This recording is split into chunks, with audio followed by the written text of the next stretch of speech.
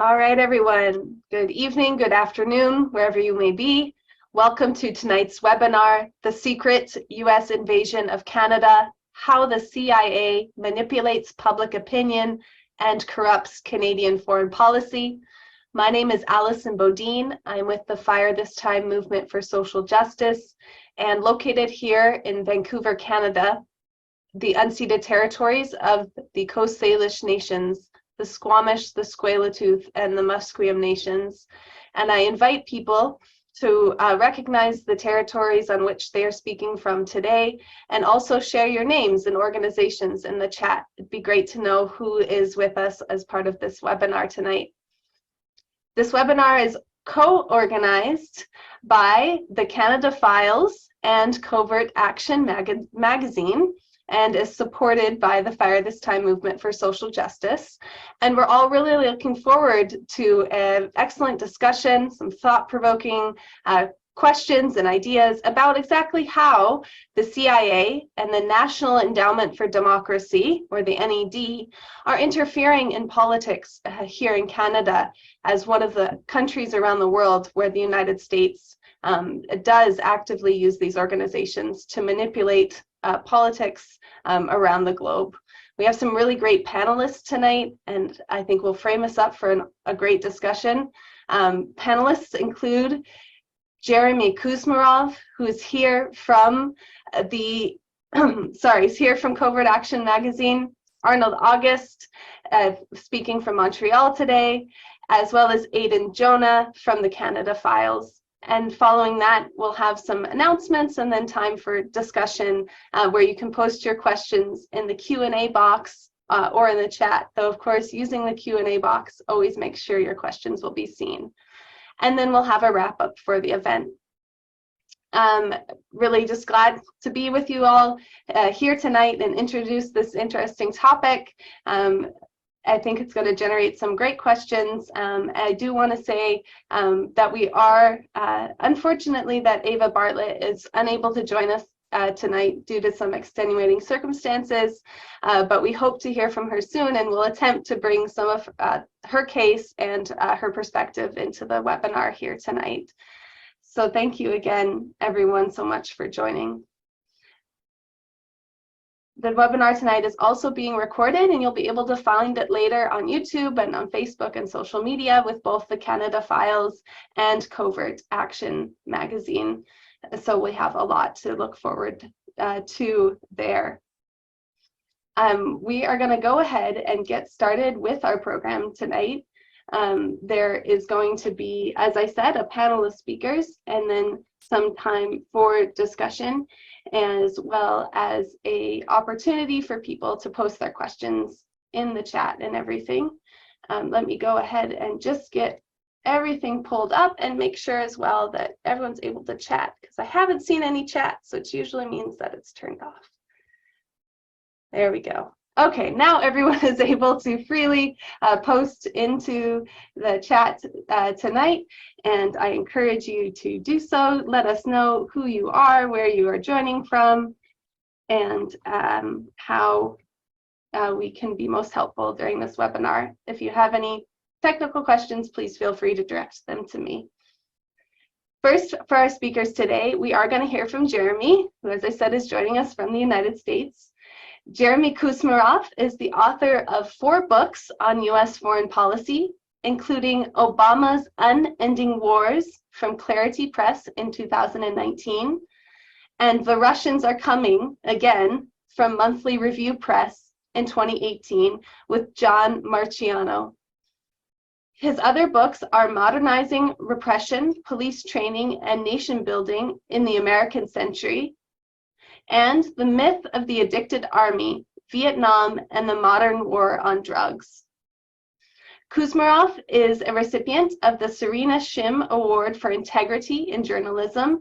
He has published widely in academic journals and online media outlets, and has covered police issues for the Oklahoma Eagle in Tulsa, Oklahoma.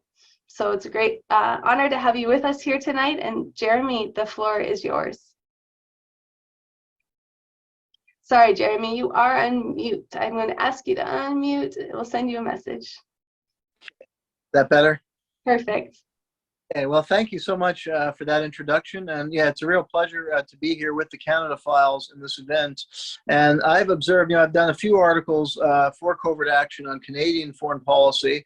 And I've observed that, under the Trudeau government, unlike, Pierre Elliott Trudeau, we've seen Justin basically subservient to the United States. And Canada is just following the United States in military intervention in Ukraine, Venezuela, Syria, and regime change operations in the encirclement of China. And Trudeau's also continuing with Stephen Harper, a massive boost in military spending. And one mechanism although there is a long history of U.S. interference in Canada, we see in recent years that the National Endowment for Democracy has been increasingly active in Canada, and is one reason for what we see today, that this subservience of Canadian foreign policy to U.S. foreign policy, which I think should trouble both Canadians and Americans, given the nature of these interventions I was discussing, like Ukraine, Venezuela, Syria, the threat of war with China that's resulting from the U.S.-Canadian military escalation and provocations there. Now, my talk will focus on a background to explain what the National Endowment for Democracy is and what its history is, so people can better understand that.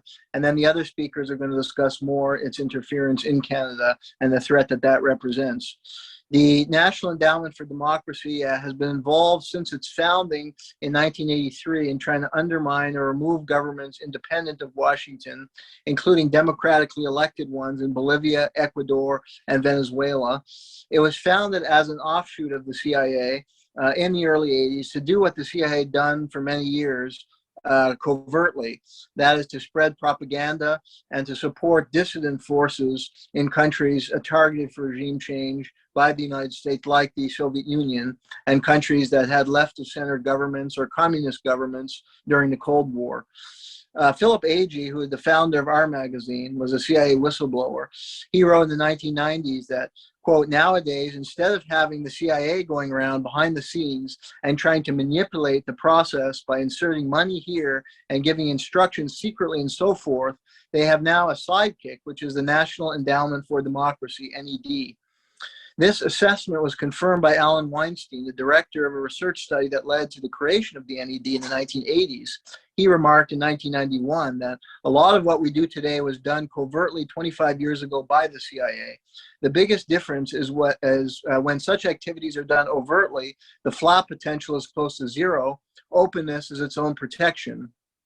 Noam Chomsky, the critic of U.S. foreign policy, wrote that the true agenda of the NED, if you go to their website, they promote themselves as this great pro-democratic organization that supports human rights across the globe. Noam Chomsky, as usual, cut through veneer. He wrote that the real agenda of the NED was to impose what is called democracy, meaning rule by the rich and powerful, without interference by the mob, but within the framework of formal electoral procedure. The concept for the NED originated in the 60s when the CIA began to get bad press after it was exposed to have been covertly funding private organizations and political parties in foreign nations, illegally, of course. There was a congressman named Dante Fasco, a Democrat from Florida. He introduced a bill in 1967 to create what was called the Institute of International Affairs, an initiative that would authorize overt funding for what the U.S. referred to as exporting democracy. It didn't go through then, but circumstances changed with more exposure of CIA abuse in the 70s and the emergence of the conservative Cold Warrior Ronald Reagan as president. On June 8, 1982, Reagan gave a speech at the British Parliament in London announcing the creation of the NED, whose purpose, Reagan said, was to foster the infrastructure of democracy, the system of a free press, unions, political parties, universities, which allow a people to choose their own way, to develop their own culture, to reconcile their own differences through peaceful means. At the NED's inaugural conference, Harvard professor and former National Security Council staffer Sam Huntington, and there's a close relations with academia seen in Huntington, he spoke about a new third wave of democracy that he said the U.S. was in a strong position to try to advance. publicly financed, the NED carried out its activities proudly without the secrecy that tainted the CIA's activities, as David K. Shipler wrote in the New York Times in 1986. The CIA NED connection was personified by Walter Raymond. And yeah, she'll be showing a PowerPoint at the end, so we have some photos of some of these guys. Walter Raymond was a propaganda expert and former senior officer in the CIA Directorate of Operations who supervised the NED under Reagan and was a liaison to then CIA Director William Casey. John Richardson, chair of the NED's board of directors, was another old CIA hand, having been president of the CIA-sponsored Radio Free Europe from 1961 to 68 and director of Freedom House, which publicized human rights abuses in governments hostile to the United States, as it still does. The NED's first director, and you'll see him in the PowerPoint, was Carl Gershman.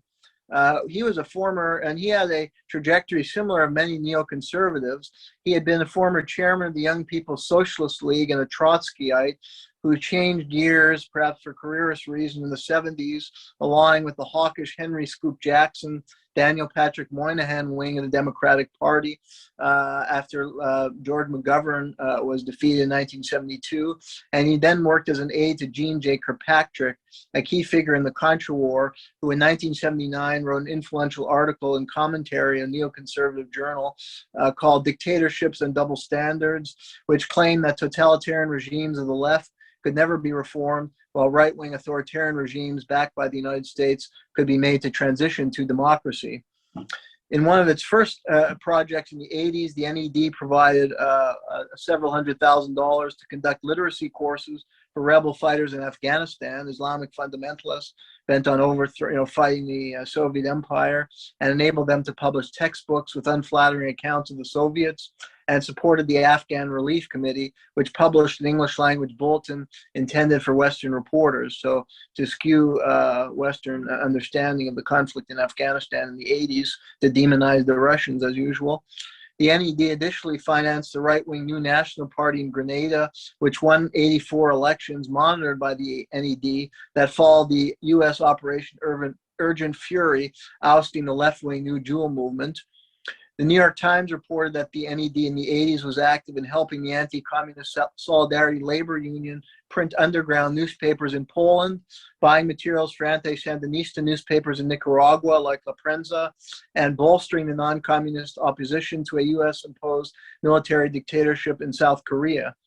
The NED further gave over $100,000 per year to the anti-Castro Cuban American National Foundation, a lobby group in Miami, which the Cuban government accused of funding terrorist attacks within Cuba. It funded a former Nazi collaborator in Hungary named Laszlo Pastor. This is just in the 80s, from the early days, and poured in $9 million to co-opt the movement that drove dictator Ferdinand Marcos from power in the Philippines in order to protect U.S. military bases there. The finest hour was perhaps in its role in facilitating the downfall of the Soviet Empire. In a September 91 article in the Washington Post, David Ignatius partially attributed the defeat of a hardline anti-Boris Yeltsin coup that spelled the end of the Communist Party's 74-year rule in Russia to a new weapon in the U.S. foreign policy arsenal, independent democracy aid. The old era of covert action is dead, Ignatius wrote. Preparing the ground for last month's triumph of overt action was a network of overt operatives who during the last 10 years have quietly been changing the rules of international politics. They have been doing in public what the CIA used to do in private, providing money and moral support for pro-democracy groups, training resistance fighters, working to subvert communist rule. And contrast to many of the CIA's superannuated Cold Warriors who tended to get tangled in their webs of secrecy, these overt operatives have been immensely successful. Between 1984 and 1990, the NED provided $40 million with the goal of bringing down the evil Soviet empire.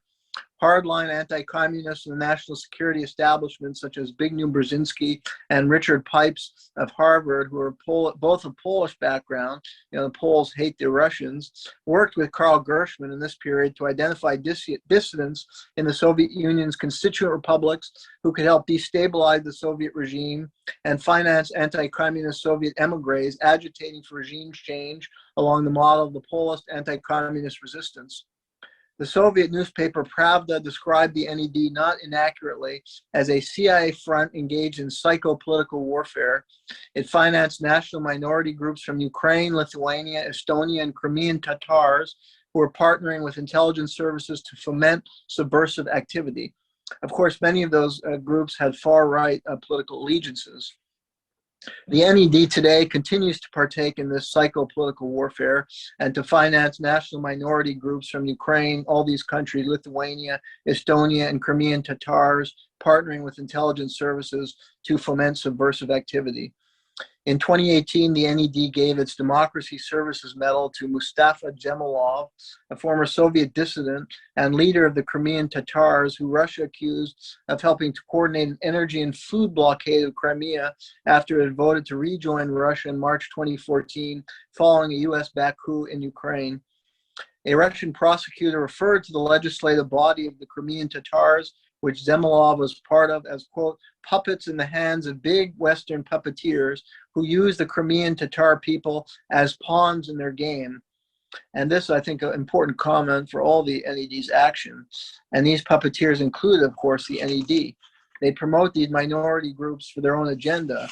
They, feign concern for human rights, but really they're using them for their own interest, which is to destabilize Russia, and so they can expand their power and control in the Central Asia and the oil and gas-rich region there. The NED strategy, was very clever, of course, like other imperial powers, in championing the cause of these ethnic minorities in Russia, which offered a way to burnish its image as a human rights champion while demonizing and striking a blow at America's primary geopolitical rival. Apply to minority groups victimized by U.S. clients like the Roma in Ukraine, Muslims in Indian-occupied Kashmir. So, of course, their concern for human rights very selective. You'll never hear them supporting leaders or arousing concern about the plight of these kind of groups, like the Roma in Ukraine, because Ukraine is a U.S. client regime, so they don't want to smear a U.S. client regime. So they're not going to champion the cause of the Roma in Ukraine, or the Muslims in Indian-occupied Kashmir, or the Sahara people in Moroccan-occupied Western Sahara, or the Papuans in Indonesia, or the Palestinians in the Israeli-occupied territory. Their concerns go unrecognized by the NED. There are no funding for those groups. And oppressed groups in the United States or Canada, like Native Americans or African Americans, are not funded either. And the plight of, for instance, the African American, the new Jim Crow with the mass incarceration, will never be acknowledged or recognized by NED. In 2015, the Russian Congress passed a law labeling the NED undesirable. The Russian Foreign Ministry warned that we'll never tolerate mentoring and open interference in our affairs by foreign structures, as NED projects aimed at destabilizing the internal situation in countries which pursue independent policies in line with their own national interests, rather than following instructions from Washington. These countries have included recently Georgia, Belarus, Moldova, and Kazakhstan, which have experienced color revolutions backed by the NED that were designed to pry them out of the Russian orbit and leave them in position to accept NATO expansion and the looting of their economic resources by foreign and U.S. multinational corporations. In 2018-2019, the NED spent almost $3 million in Belarus, which was targeting a color revolution directed against socialist Alexander Lukashenko, a close Russian ally who sustained considerable popular support in Belarus because of the strength of his country's social programs. Much of the NED funding in Belarus was directed towards training youth activists in political organizing, strengthening NGOs, and financing independent anti-Lukashenko media, which played a pivotal role in trying to stir up opposition and protests against him. The NED was also set out to publicize human rights abuses as a means of undermining Lukashenko's legitimacy. The same approach has been adopted in Ukraine, where the NED supported two color revolutions directed against pro-Russian leader and democratically elected leader Viktor Yanukovych. The 2004 color revolution replaced Yanukovych with Viktor Yushchenko, who favored admitting Ukraine to NATO and issued a decree making World War II-era Nazi collaborator Stepan Bandera a national hero in Ukraine. NED activists employed a broad public relations strategy that included busing paid out-of-town protesters into Kiev, creating an online TV protest station and agitating paraphernalia, and providing offshore training to the anti-Yanukovych student leadership. They often target students, as the CIA had done years ago. The strategy was based on the writings of Gene Sharp, and a template that the NED had successfully employed in Serbia with a youth group called Otpor, which helped to secure the defeat of socialist Slobodan Milosevic in a September 2000 election. A parallel approach was used during the 2014 Maidan Square uprising, which resulted in Yanukovych's ouster and the advent of a pro-Western regime in Kiev that was infiltrated by the far right and triggered a war in eastern Ukraine that has left 15,000 civilians dead or more, if we count recent developments. During the fall of 2013, the NED named as a Dante Fascal Fellow Sergei Lashenko, a journalist who exposed how Yanukovych had paid Republican Party strategist Paul Manafort $1.2 million as a political consultant. As a sign of the NED's influence, the Ukrainian President Petro Poroshenko, a main beneficiary of the Maidan coup, later put on trial for treason, bestowed the Order of Princess Olga, one of Ukraine's highest honors, on Dr. Nadia Diuk, a former vice president and senior advisor to the NED for Europe and Eurasia. In 2020, the NED provided $4.6 million to Ukraine for purposes that included raising awareness of alleged human rights abuses by Russia in Crimea and eastern Ukraine, whereas the Ukrainian army and right-wing militias allied with it that had committed the most large-scale war crimes. On June 8, 2022, the NED awarded its annual Democracy Award to partner organizations whose purpose is to mobilize public opinion in support of an escalation of U.S. military involvement in Ukraine and U.S. and its allies like Canada. One of the recipients, the Ukrainian Center for Civil Liberties, won this year's Nobel Peace Prize. This group documents Russian war crimes in Donbass, but ignores the far more voluminous crimes committed by Ukraine there, crimes that have included striking a missile that killed a prominent ballerina and her coach, shelling a city bus, and many others like these. Not to be outdone, in the NED's efforts to try and weaken and destabilize Russia have been their efforts to try and weaken and destabilize China. In Hong Kong, which received millions of dollars of NED grants over the last 2 decades, the NED funded groups associated with the Civil Human Rights Front, a coalition that organized protests which broke out in 2019 against an extradition law and which challenged China's authority. Sovereignty over Hong Kong had been transferred from the UK to China in 1997. In 2020, the NED gave more than $2 million to civic groups in China's Xinjiang, Uyghur, and Tibet autonomous regions to sabotage the region's stability. Some $1 million went for defending and advocating for human rights in Xinjiang, a mineral-rich province where the Uyghur had established a separatist movement that had adopted terrorist tactics, and China's alleged genocide against the Uyghur people had been played up for political reasons. In 2020, the NED gave more than $5 million to dissidents and exile groups from North Korea to try to undermine North Korea's communist government, which has resisted U.S. design since the late 40s and survived an attempt to literally bomb North Korea back to the Stone Age during the Korean War. And those are the kind of regimes that are targeted, the one that have resisted the United States and adopted alternative economic approaches for their countries and tried to control their economic resources. A significant portion of the money went toward broadcasting North Korea's alleged human rights crimes and supporting anti-Kim regime media, including the South Korea-based internet newspaper Daily North Korea, which received $848,000.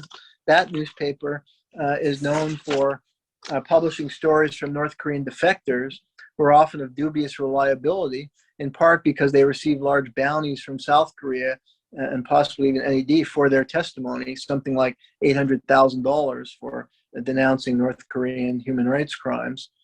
In the past couple of years, the NED brought North Korean defectors to Mongolia to study its post-communist transition, even though unemployment there ballooned to over 20% and 1/3 of the population was left to live below nutritional starvation levels under the right-wing libertarian government that the U.S. helped bring to power in Mongolia in 1996. Myanmar received more than $6 million in NED funds in an effort to topple the pro-Chinese military junta. Some of the funds were directed towards supporting oppressed minority groups, Kachin, Karen, and Shan, who financed uprising against the government through opium trafficking. Washington's main desire is to control the coastline off Myanmar, which provides naval access to the Strait of Malacca, the narrow ship passage between Malaysia and Indonesia, though which more than 80% of all China's oil imports are shipped. In 2012, the NED gave a major award to pro-Western politician Aung San Suu Kyi, whose saintly facade crumbled with her active complicity in the government-directed butchery of Rohingya Muslims. The youngest daughter of the father of modern Burma, Aung San, Kyi was the leader of the 2007 NED-backed Saffron Revolution, which featured hit-and-run protests with swarming mobs of Buddhists in Saffron, internet blogs, mobile SMS links between protest groups, and protest cells that were run out of the U.S. Embassy in Chiang Mai, Thailand. That same embassy more recently helped coordinate protests, assisted by more than $3 million in NED funds in 2020, demanding the overthrow of Prime Minister Prayut Chan-o-cha and Thailand's monarchy, which had fostered a growing alliance with China. The NED sponsored an organization petitioning for a new constitution, which reflected blatant political meddling. I could go on, but these are, some of the examples to give the people a sense of what the NED is doing. And, not all these governments are perfect, but you can see there's a clear agenda, and they're stirring uprisings with a clear agenda, often, targeting governments that resist U.S. designs or that are growing closer to Russia or China. And then the other speakers, of course, are going to focus on NED infiltration in Canada. To conclude my talk, just a few weeks ago, the NED hosted an outrageous brainwashing event with the George W. Bush Institute in Dallas, where Russia bashing characteristically was in full vogue.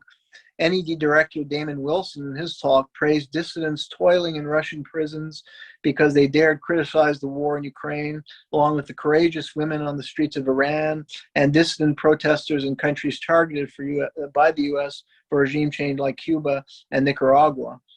On a surface emotional level, if you don't know much about world affairs or history, which is true, unfortunately, most of the population, including since they've cut most, history departments and funding for liberal arts, so most people don't know much about history. So that kind of emotional appeal to these brave dissidents, strikes a lot of people.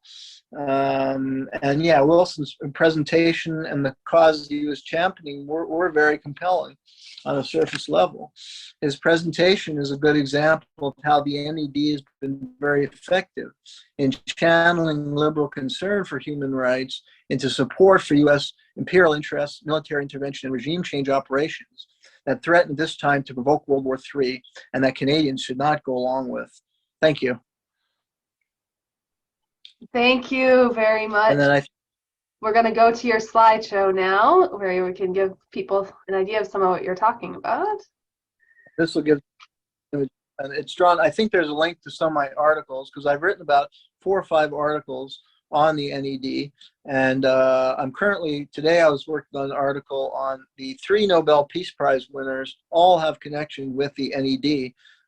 So that's an article I'll be working on, and should be published in the next few weeks. So this slide faces to the names I mentioned, like Alan Weinstein was one of the founders of the NED and admitted that they were doing what the CIA had done. And Philip Agee was a CIA whistleblower who called out the NED for all its illegal activities during the 90s when he was still very active.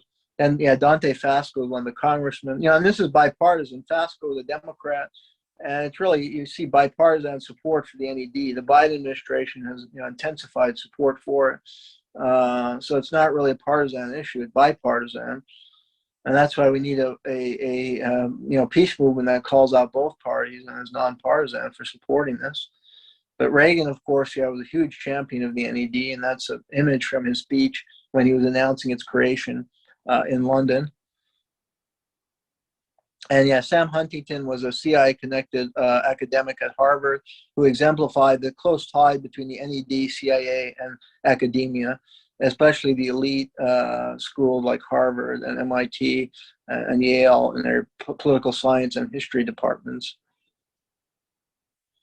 And these are the CIA liaison with the NED, John Richardson, Walter Raymond, who worked directly with William Casey, the CIA director under Reagan, and they were the liaisons.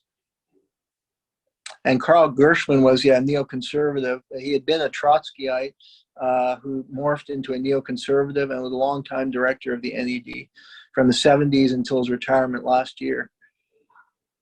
And he wrote all these books, about the Soviet interference in Africa, and he was very critical, like Noam Chomsky in the Vietnam era anti-war movement for being pro-communist. And then, they championed like Lech Walesa and the anti-communist solidarity movement in Poland in the 80s. The NED was very much behind those movements that worked to topple a communist rule in Eastern Europe. And a lot of war hawks, if you look at their board of directors, it's like a who's who of what Ben Rhodes called the blob, the foreign policy elite.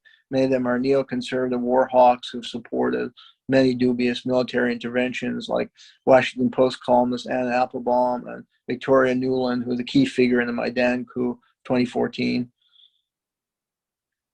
And this is this Zemilov, who is this Crimean Tatar leader. And it's a good, with Karl Gershman, he was given this great honor. And, they use this minority group. If you study U.S. military intervention, like in Nicaragua, they used the native group. In Laos, they used the Hmong. I forget the name off the top of my head. The Mosquito Indian, they recruited in Nicaragua. They always recruit the minority groups to do their dirty work. And they feign concern about their problems. And they're using them to destabilize countries and advance their own objectives. It's very cynical. And in Belarus, the NED poured in a lot of money to support the color revolution against Lukashenko, who you can look him up. There's a good book about him by Stuart Parker that shows tremendous accomplishments of his government, including the lowest inequality level. Even the World Bank acknowledged that Belarus has the lowest equality level in Europe, a very strong social safety network. And Lukashenko saved his country from the shock therapy, the mass privatization that ruined Russia in the 90s and a lot of Eastern European countries. And that's why he's very popular. He's working with Putin toward the Eurasian Union now, and that's why they're targeting him for regime change. And Kazakhstan, there was a color revolution too, where the U.S. has interest in oil and wants to pry these countries away from alliance with Russia and toward alliance with the West, and push NATO expansion and open their economies to a multinational corporate exploitation. And this, I think, a map of all the color revolutions NED has been behind in Eastern Europe in the last decade. There are a number of them, including in Georgia. And that induced a Russian military intervention. The usual result is to create wars, conflicts and wars. They bill it as like this great pro-democracy uprising, but it ends up destroying the whole country and provoking violence and conflict. And this woman received a major award in Ukraine. She was the NED director for Eurasia. So it shows how important the NED was to the Maidan revolution or coup in Ukraine.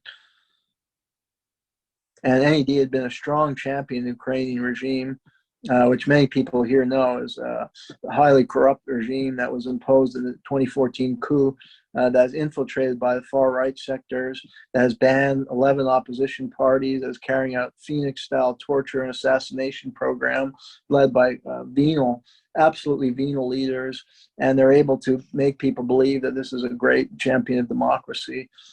It's really a magic of public relations. And this, on the bottom left is one of the recipients of the Nobel Peace Prize. Her name is, I've forgotten her name off the top of my head. I have it written down here. If you give me 1 second. If you want to hold that slide. Her name is Alexandra Matviachuk. And she's on the bottom left. She received an award this year from the NED, which would suggest her organization is financed by the NED. And she just won the Nobel Peace Prize. And her group is called the Center for Ukrainian Civil Liberties. And they publicize the crimes of Russia in Ukraine, in the Donbass, especially in eastern Ukraine. And anybody know, like Eva Bartlett's not going to be with us, but she's covered the war from the ground, and she's shown the horrific crimes committed by the Ukrainian military, not the Russians, who most of the population see as their protectors. And yet this group only document the crimes of the Russians. That's kind of like in the Vietnam War. I mean, the Viet Cong were defending their country, the National Liberation Front. Yes, they committed some atrocities, so you can have a human rights group that would document the crimes of the National Liberation Front, but that was about 10%. Later studies, I think in the Vietnam War, was even acknowledged by the Rand Corporation that something like 85% of the atrocities were committed by the United States military and its proxies, the South Vietnamese. So yes, there were some atrocities by the National Liberation Front. It's 10%, 15, maybe 20%, maybe 30%. I don't know the numbers, but in this case, we know the Ukrainian army has committed the majority of atrocities in eastern Ukraine. And so this is more a propaganda agency masquerade as a human rights agency. And you have to ask why she's receiving a Nobel Peace Prize.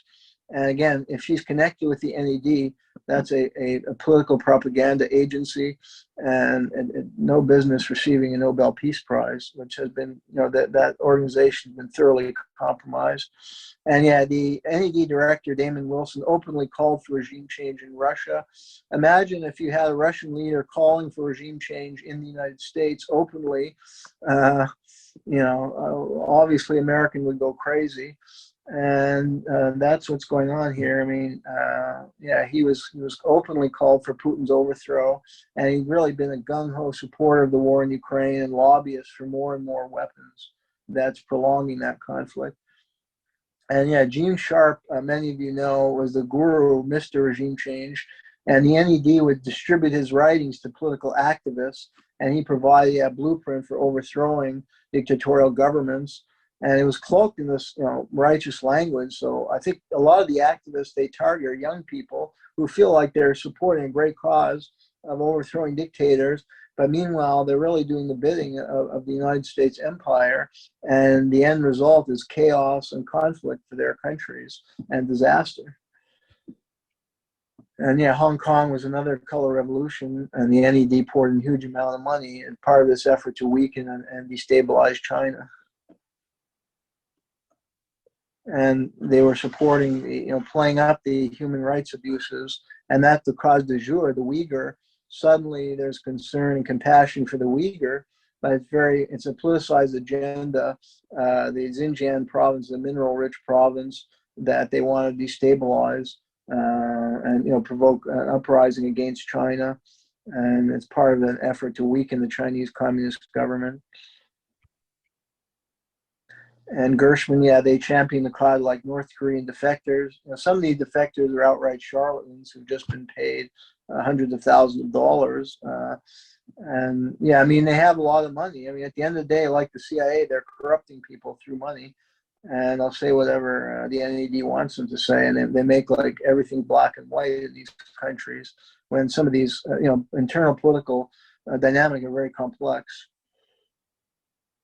And you see other causes that they've championed, all these uprisings and revolutions that, again, they champion as pro-democracy, but it ends up fueling disaster for that country and designed to pry them away from either the Chinese orbit or the Russian orbit. And you can call, he worked for the Atlantic Council, which has been called Regime Change Inc., and it's funded by large corporations, and they pushed an ultra hawkish line on Russia, and they're the one leading us to a new world war, a nuclear war, if we don't stop them. It's up to us as regular citizens to prevent these people from destroying the world, really, is what they're doing. And you can check out a lot of the material from my talk, and these slides comes from articles and research, based on research I've done on the National Endowment for Democracy, and we'll continue to try and cover it at CovertAction magazine. And if anybody has any insights or can write articles about what they're doing in different countries, we would most welcome that. So please get in touch with me. My email is jkuzmarov2@gmail.com. All right, thank you, Jeremy Kuzmarov. Earlier, I did post the links, live links into the chat so people can open them up, the same ones that were there on that slide. And as you ended there, I think it's so important as peace and social justice, anti-war activists that we understand this arm of US imperialism, this arm of US wars and occupations, which is the National Endowment for Democracy. And you had a large web to kind of unweave. So it was a lot of information there, but it's good we have the articles in the end that we can refer people to and really begin to continue to ask the question as people interested in peace and in ending wars.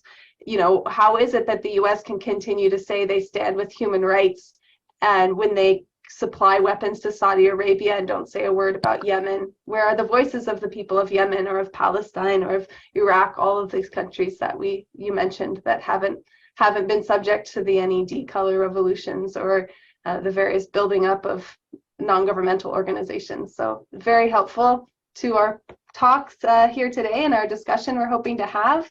Again, I encourage people to continue posting questions in the Q&A. They can be directly towards Jeremy or towards the whole panel about anything he said. I'm sure he'd be happy to address. For our next speaker, I'm happy to introduce Aidan Jonah. Aidan is the editor-in-chief. I'm correct, right, Aidan? You're next? Sorry, I just want to double check. Yes. Yes, okay, sorry. And Aidan is the editor-in-chief of the Canada Files. He is a socialist which is a socialist anti-imperialist news outlet founded in 2019. Aidan has broken numerous stories, including how the Canadian Armed Forces trained neo-Nazi, quote, journalist Roman Protasevich while he was with the Azov Battalion, and how a CIA front group, so the NED, funded the group, which drove the, quote, Uyghur genocide vote in Canadian Parliament to pass in February 2021. Jonah has written also a report for the 48th session of the UN Human Rights Council, which was held in September 2021.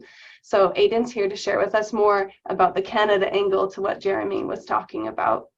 Welcome, Aidan, from the Canada Files. Thank you very much. And thanks to Jeremy for the terrific speech really introducing the NED in a very, very solid way. So about a week ago, CIA influence in Canadian politics reared its ugly head yet again. Uyghur rights advocacy projects Mehmet Toti gave New Democratic Party, that's Social Democrats, MP Heather McPherson a scarf, and she responded by praising Toti and his work on social media. This time, some people responded by noting that URAP is funded by a CIA front, the National Endowment for Democracy. That was a marked change from back in February of 2021. Back then, a Canada Files reader advised me to look into the report used to justify an upcoming non-binding Canadian Parliament vote pushed by the Conservative Party of Canada and the leader Aaron O'Toole, which sought to have the Canadian government denounce China for an alleged quote-unquote genocide occurring in the Xinjiang region of China. Some years about Xinjiang had already long been debunked, so I knew full well the narrative was nonsense.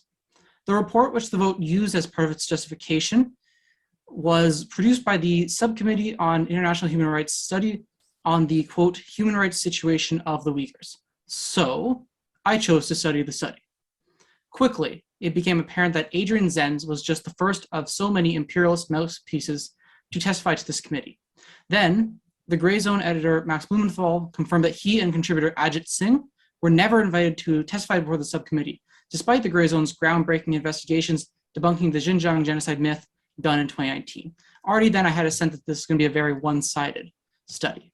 So meanwhile, though, NED-funded groups were invited to testify. Those groups were Uyghur Human Rights Project, Campaign for Uyghurs, which is funded by the NED through World Uyghur Congress, and the Uyghur Rights Advocacy Project. URAP truly grabbed my attention as it was a Canada-based group. They were actually proud enough to declare their NED funds publicly. Toti, the URAP director, even served as vice president of the World Uyghur Congress for 2 separate terms. So URAP, right? It was founded in April 2020. Yet within months, it was already at a stage where it could speak on behalf of Canadian members of parliament and senators. UREP's site was where the unofficial Parliamentary Uyghur Friendship Group, an informal network that lasted between February 28th, 2020 and February 14th, 2021, was announced to the general public. It is also where the unofficial Friendship Group's working program was announced to the general public. If you look around, you won't be able to find that unofficial group's working program anywhere else. So an archived version of UREP's site from July 2020 declared that they were pushing to have a parliamentary hearing around July 20th or 21st in Ottawa. They actually succeeded in this goal just a few days later. So UREP's public-facing influence included their director, Toti's testimony to the second sitting of the subcommittee's Uyghur study on the 28th, where he pushed the debunked narrative that 80% of all sterilizations in China occurred in Xinjiang and falsely claimed that Uyghurs are having their organs harvested and sold. The MPs that participated in the unofficial Parliamentary Uyghur Friendship Group weren't named, except for Conservative MP Garnet Genhui, who was co-chair. However, when an unofficial Canada Uyghur Parliamentary Friendship Group was created on February 14th, 2021, 5 of the 8 subcommittee members who studied the situation of the Uyghurs were confirmed to be members. Those 5 MPs are Conservative MP Garnet Genhui, Liberal MP Samir Zuberi, Bloc Québécois MP Alexis Brunel de Sip, NDP MP Heather McPherson, and Conservative MP David Sweet. These MPs weren't impartial judges to determine whether China was committing genocide or not. We know that at least one MP in the subcommittee, Garnet Genhui, participated in that unofficial friendship group. We don't know the names of the other MPs, only those who are in the official friendship group. There's every chance that some of the MPs who are members of the official group are also members of the unofficial group. These members of parliament couldn't actually impartially judge Toti's testimony either, because he can be seen attending the first meeting of the official Parliamentary Uyghur Friendship Group, 10 days before the final parliament vote on Xinjiang. UREP, in its letter of promoting the official group, and they released it yet again. This time there's a tweet about it before, but they released a letter about it again. Says that, quote, UREP continues to work with the UFG, that's the Uyghur Friendship Group, revealing that it's been working with the friendship group even when it was unofficial. Backing that up, of course, is that the program for the unofficial group was shared on UREP's site. So this stage-managed study released its report summary on October 21st, 2020, coming to the conclusion that China was committing genocide against the Uyghurs and demanding the Trudeau government take action. On February 22nd, 2021, the vote in Parliament would be unanimous in favor of the aforementioned conservative motion to denounce China for events in Xinjiang. All parliamentarians who attended the vote, including supposed New Democratic Party progressives such as Matthew Green and Leah Gazan, would vote in unison with the Conservatives and a few Liberals to declare a genocide in Xinjiang, China. The entire Liberal cabinet abstained on the vote. So my investigation revealing the NED groups driving the basis for the report, which was then the justification for the vote, that went public 3 hours before. So it was in the public realm that the CIA, through their front group NED, had driven the very basis for this vote. Despite it all, Parliament went ahead and supported this vote. After that motion failed to pass the Canadian Senate in June 2021, UREP first had a hysterical meltdown in the form of a press release, attacking independent Senator Yuan Pao Wu, who spearheaded opposition to the motion. The most egregious element, pushing anti-communist red peril narratives, claimed that, quote, Mr. Yuan Pao Wu has been acting as a spokesperson for China rather than Canada, end quote. UREP promised to retaliate against Pao Wu by campaigning for his expulsion from the Senate. UREP has then focused on legal efforts to target China. They began by becoming a third party in a failed lawsuit against Canada's Border Service Agency, where it asked a Canadian court to ban all goods from Xinjiang that they claimed were made from forced labor. In February 2022, UREP had La Rochelle Avocat send an application for judicial review, filed with Canada's federal court, seeking to force the Canadian government to declare treatment of Uyghurs in Xinjiang, China, as a genocide. Now having 2 full-time employees, thanks to the National Endowment for Democracy, the Uyghur Rights Advocacy Project remains a force to be reckoned with. Now, we're going to jump to NED adjacency and the case of Students for a Free Tibet Canada. So the Canada Files very much had a sneaky feeling that Europe wasn't the extent of CIA influence in Canada. And we'd find more later this year. But soon after the vote, we would expose how an NED adjacent group, Students for a Free Tibet Canada, was helping Tibet dissidents build a political career in Canada. While SFT Canada refuses to disclose any financial information, its parent organization, Students for a Free Tibet, based in the US, openly takes hundreds of thousands a year from the National Endowment for Democracy. SFT, and yet again, that is Students for Free Tibet Canada, is the driving force between Ontario, a Canadian province, Ontario NDP MPP Butila Karpoche's career. She became involved with SFT Canada in 2005, becoming president of the SFT chapter at the University of British Columbia for the 2006-07 school year. She joined the Students for Free Tibet Canada board in 2008 and served as the deputy director of SFT Canada that same year. A year later, Karpoche would get a job with past NDP member of Ontario's provincial legislature, Sherry DeNovo, directly due to her work with SFT Canada. A Toronto Star, and that's a mainstream media outlet in Canada, their article stated that, quote, DeNovo had wanted to add a Tibetan speaker to her staff to better liaise with Parkdale's large Tibetan population. So she asked organizers with Student for a Free Tibet if they knew anyone who might be interested. Karpoche arrived and quickly became indispensable, DeNovo said, end quote. So during her time working for DeNovo, Karpoche was allowed to volunteer with multiple Tibetan organizations, including the NED-funded International Tibet Network's Steering Committee. In 2017, Karpoche received support from NDP elites and Tibet dissident groups when she successfully won the NDP candidacy for the Toronto riding of Parkdale High Park in Ontario's 2018 provincial election. Karpoche won that election and has sat as an NDP MPP ever since. Her political power will be put to use for the Tibet dissident cause. Multiple young Tibet dissidents from Students for Free Tibet Canada have been employed in Karpoche's constituency office for varying periods of time since her election victory. Karpoche has served as the chair of the Ontario Parliamentary Friends of Tibet since serving office. She initiated the paid Ontario Parliamentary Friends of Tibet summer internship program in summer 2019. Its operations began in 2019 and have continued into 2022. In March 2022, Karpoche venerated the CIA-backed uprising in Tibet, which occurred in 1959, seeking to return Tibet to feudalism and separation from China. In May 2022, Karpoche met with a high-ranking official of the NED-funded, quote, Central Tibetan Administration. Karpoche remains the spearhead for Canada-based Tibet dissidents. And now to the NDI tales. The National Democratic Institute is a subsidiary of the National Endowment for Democracy, relying upon it for financial support. Two Canadian members of provincial parliament from different provinces, both with deep ties to the NDP, New Democratic Party, have been NDI employees. The first we discovered was the New Brunswick Conservative Party's education minister until this October, Dominic Carty. The CanFiles reporting showed that Carty was an NDI employee from 2001 to 2008. From 2005 on, WikiLeaks documents revealed that he relentlessly worked to protect the Nepali monarchy from a popular alliance led by communists.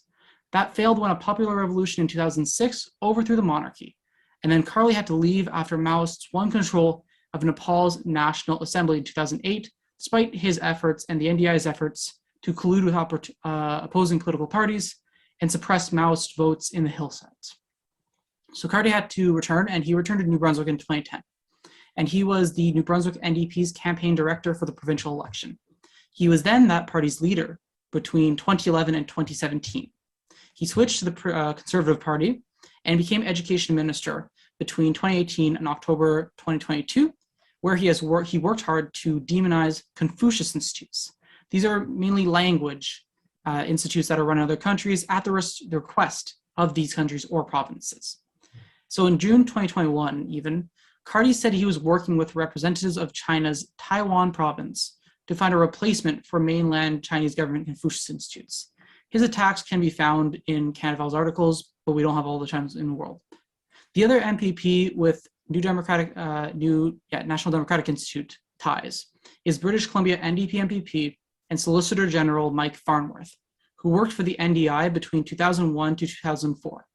Farnworth worked for the NDI in Bulgaria, the Balkans, and then Iraq on, quote, democratic governance programs to help build multi-party democracies in former one-party states, end quote. Now, learn how Operation Neon continues while public support for a mission is ensured by NED-funded group in Canada.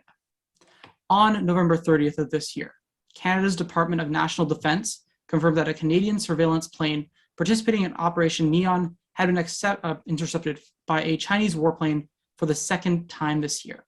The first time this happened was in late May. Operation Neon's purpose is to be part of enforcing painful UN sanctions on the Democratic People's Republic of Korea with a futile and unrealistic attempt to make it give up its nuclear arsenal. However, the UN Security Council never gave approval for the military mission, so Operation Neon isn't legitimate in the way Canada claims when they reference enforcing UN Security Council sanctions on the DPRK.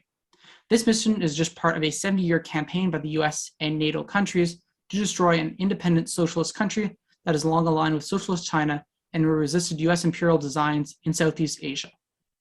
If aware of the danger Operation Neon poses, most Canadians will still view the mission as protecting, quote, freedom and democracy and standing up to a, quote, authoritarian DPRK. Why is that?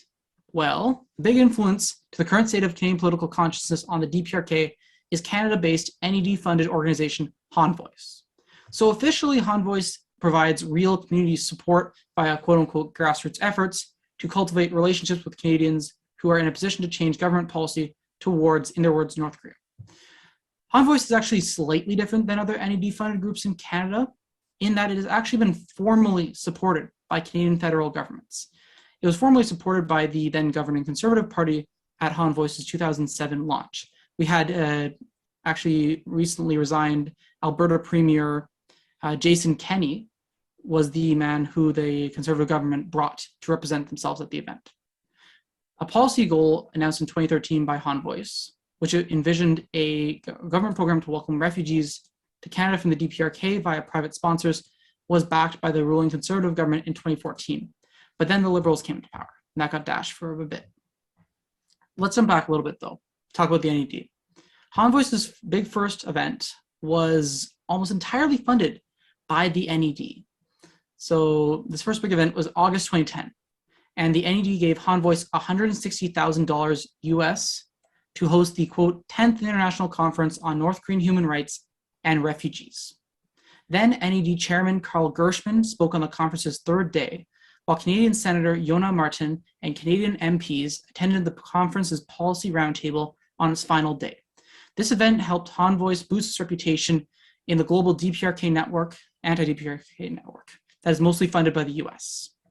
2 months after the conference was held, the DPRK actually was compared by Han Voice to the Nazi government, actually. I'm going to read out this quote for you guys. Quote, hundreds of thousands remain in prison camps that remain a macabre combination of the gulags of the former Soviet Union and Auschwitz.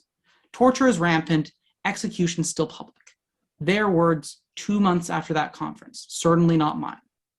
In 2015, Han Voice teamed up with the North Korea Strategy Center, whose partners include the NED and Radio Free Asia, to launch Project E, a campaign to, quote, educate, enlighten, empower, and spark an epiphany, end quote, within DPRK citizens by supposedly exposing them to what they call objective information contained in USB keys. In essence, this campaign spread anti-socialist propaganda on the dime of the NED. Han Voice took another NED grant in 2017 for $38,000 to run the Multimedia Museum for North Korean Human Rights, and a $1,060 USD grant in 2020, whose purpose was described as being to, quote, strengthen and sustain international action to advance human rights and encourage reform in North Korea. Han Voice had a big win in 2021, November, achieving a policy change, as I mentioned before, it has been seeking since 2013, with the Canadian government allowing Canadians to privately sponsor, quote unquote, refugees from the DPRK. So the Associated Press got word from Sean Chung. They quoted him as stating that the program would try to bring in 5 families from Thailand to Canada within the next 2 years. Now, this time, Han Voice runs a quote unquote lab that trains students to support, in their words, human rights projects abroad. It is not indicated where the funding from this comes from. The reality is that Honvoice functions along with groups such as Students for a Free Tibet Canada to push younger generations into supporting Western imperialism and Western aggression by bastardizing the concept of human rights. And now, CSIS doesn't want you to know about National Endowment for Democracy funded groups in Canada. This August, I filed an access information request to CSIS seeking, quote, all emails in relation to activities of the NED and Canadian groups which receive funds from the NED within Canada. Timeline was around March 2020 to present, which was August 2022. CSIS, and by the way, that is the Canadian Security and Intelligence Service, responded to the access to information request with a letter that claimed they could, quote, neither confirm or deny that the records you requested exist, end quote. But they proceed to explain how, quote, such records, if they existed, end quote, could be exempted by a few subsections of the Access Information Act governing ATIPs in Canada. Notably, one of the sections cited was 15(1), quote, as it relates to the efforts of Canada towards detecting, preventing, or suppressing subversive and hostile activities, end quote. What does it say that they mentioned this subsection in particular? It really raises a contradiction that people should think about.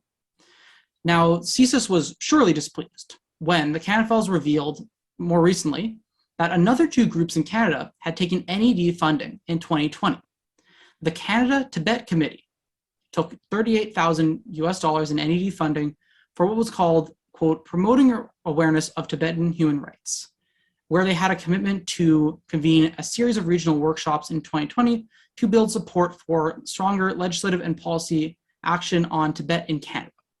Meanwhile, the Raoul Wallenberg Center for Human Rights, run by hardline anti-Palestinian ex-member of parliament Erwin Kotler, took $20,000 in NED funding to run an event in the same year, which promoted, quote, awareness of recent legal scholarship that challenges the People's Republic of China, their historical claim to Tibet, and worked to, quote, build support for stronger legislative and policy action on Tibet. All of this inferring that Tibet is an independent nation and ignoring completely that the Dalai Lama has been clear that he doesn't actually support Tibet independence, that he believes it's a part of China. So let's get on to a bit of a conclusion here. CIA interference in Canadian politics has really made a mockery of what remaining bits of sovereignty Canada has. Canada is an imperialist nation, a colonialist nation, and would be without CIA interference. That must be acknowledged. But this CIA interference does three damaging things. It builds up the groups which can intimidate the Canadian political class into avoiding acting in Canada's self-interest on occasion. For example, it would be in Canada's financial interest to have better relations with China, which would actually lead to a less hostile Canadian foreign policy towards China if they acted in the interests of the Canadian people. Of course, this doesn't happen. Now, of course, they also drive Canadian foreign policy to be even more belligerent towards enemies of US imperialism. And it ensures the maintenance of and the further building up of Canadian political opinion in favor of our government's vicious foreign policy and its role as a junior partner of US imperialism. All peoples in Canada would benefit significantly from a country free of CIA interference. One layer of problems that hurt Canadians and Indigenous nations would be removed. Would Indigenous nations' sovereignty need to be properly recognized and respected afterwards? Would Canada's political and financial elites violently resist such a process? Absolutely. Does this mean that Canadians should give up and accept CIA interference? No. To begin battling back against CIA influence in Canada, Canadians must force our government to ban the National Endowment for Democracy, any of its subsidiaries, USAID, along with the FBI and CIA, from funding any groups located in Canada. It may seem like an impossible fight right now, but I have a question for you. Will you fight back against CIA influence or allow it to just grow further as the US government and compliant Canadian government would love you to? Thank you for the opportunity to speak. And if anybody is interested in submitting to the Canada Files, you can email me at aidan.jonah@thecanadafiles.com. I'll be happy to hear pitches. Anyways, thank you for the opportunity to speak. Thank you to Aidan Jonah, Editor-in-Chief of the Canada Files. Aidan, as you were talking, I put some links to some of the articles you were referring to, because there was also a lot of detail, like Jeremy, in your presentations. A lot of important investigative journalism has taken place to expose what is kind of the invisible arm of the CIA, the one that people don't recognize. Again, we'll say it, National Endowment for Democracy, NED, doesn't produce the same hairs on the back of people's necks as the CIA does when you say it, but it should. And I think you've illustrated really well how Canada is an imperialist nation, is a country that is participating side by side with the United States in wars and occupations, because it serves the interests of the ruling class here in Canada in the vast majority of cases. But there are so many important examples of how the US is working to even undermine some aspects of Canada's foreign policy through these groups that you've exposed: the Uyghur Rights Advocacy Project, Students for Free Tibet, Han Voice, and others. So I encourage people to take a minute to copy and paste from the chat. I'm sorry, we can't, there's no setting to be changed in order to make the chat downloadable. It's how it happens in webinars, so you have to click and actually open the link, but also we'll be able to send some of the links to you after the webinar. But I encourage you to click on those links, get them open in your browser, and you can copy and paste them later. Thanks, I see some questions coming in. That's really helpful. So we do have, of course, our third panelist, Arnold August, with us here today, but we are going to take just a few minutes, because it is that very special time of year when important organizations that we believe in and that we want to help fund and continue their work are asking us to look into our pockets and give a bit. And so we wanted to give a chance to CovertAction magazine first to let us know more about what they're doing and make a bit of an appeal at this point in the program. So Jeremy, the floor is once again yours, and I think you are unmuted, so you should be loud and clear. Great. Well, thank you. Yeah, CovertAction magazine was founded in the 1970s by Philip Agee, who he served with the CIA in Latin America, in Ecuador, in Uruguay, in Mexico, and a few other countries. And he came to realize that he was basically part of an organized crime network, and he was carrying out illegal operations, coups in these countries to bring in right-wing governments, subvert democratic governments, and any governments that were trying to do redistribute the wealth. And I think what tipped him off was he was having a meeting with the Uruguayan police chief, and he heard some screams, and a guy was being tortured, and the Uruguayan police chief said, "Oh, turn up the soccer match." And I was like, "Turn up." He didn't want to hear the torture.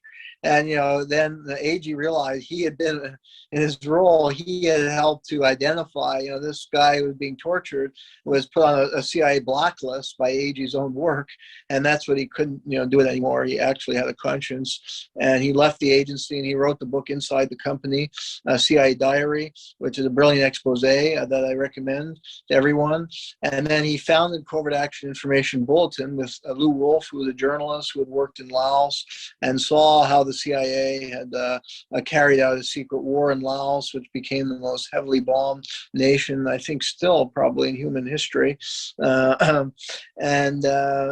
yeah, and originally they had a naming names column where they would actually out CIA agents, and they used public documents, so they were able to do it. They weren't leaking any classified information, although the CIA hated them and monitored everything they were doing. And AG was, hunted by the CIA and deprived of his passport, and had to live numerous European countries. I think he was thrown out of some of those countries. And he wrote a book called On the Run about his experience. But the magazine has survived, and yeah, it was reestablished as a webzine in 2018 by Philip Agee's son, Chris Agee. And we're trying to carry on the mission of exposing covert operation, providing critical analysis of U.S. foreign policy and empire, and also the political economy, because Philip Agee, I think, was unique among whistleblowers in that he really developed an analysis and understanding the role that corporations and economic interest in driving U.S. Military and covert operations in foreign nations. And a lot of whistleblowers today have certain limitations. They don't always put two and two together. But in any event, covert action, a lot of our articles emphasize the political economic imperative driving U.S. empire. And I think it's really important today. I mean, we have a very bleak media landscape. The media just parrots the state propaganda. And even the alternative media has been abysmal in its coverage, for instance, the Ukraine conflict and the conflict with China. China is often demonized, like what we're discussing tonight with the Uyghur and the this narrative about Russia, this evil force, or China committing genocide against the Uyghur. A lot of even the alternative media embrace these kind of narratives, and they fail to scrutinize how the U.S., for instance, had provoked the war conflict in Ukraine, or is provoking China now with these ship deployments in the South China Sea and the Taiwan Straits, interference in countries around Southeast Asia. So covert action really very unique in really spotlighting what is going on, critically scrutinizing U.S. behavior and triggering these conflicts and intervening covertly in many different countries. So really, I think we're one of the only outlets. Maybe the Gray Zone Project is another outlet. But they're very small. They only produce an article, I think, a week. We produce about 5 or 6 articles per week, but we really need your support to continue and to hopefully expand our coverage and to be able to really scrutinize what the NED is doing and what the United States is doing to provoke conflicts around the world. And I think that information is vital for progressive and peace groups.